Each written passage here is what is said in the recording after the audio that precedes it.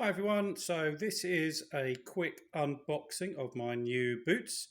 They are the Rockfish Groundhog in the olive.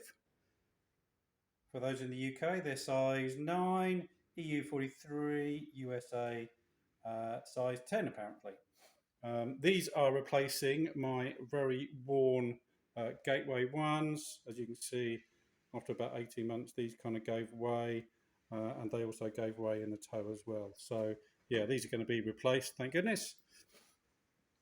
So, the actual boots themselves, I got off a retailer in eBay from the UK. Pretty nice colour, I think.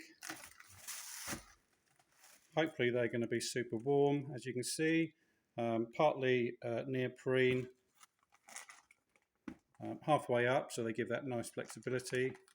Apparently they have some reflective strips at the front and one at the back for those nighttime walks. They've got an adjustable gusset also at the back, so you can adjust the size of your particular calf. Pretty aggressive tread pattern. So for those UK dirty walks, muddy walks, these will come in very handy. So looking forward to wearing these. I'll maybe try and give you an update after a couple of months. Let's see how they go. Thanks.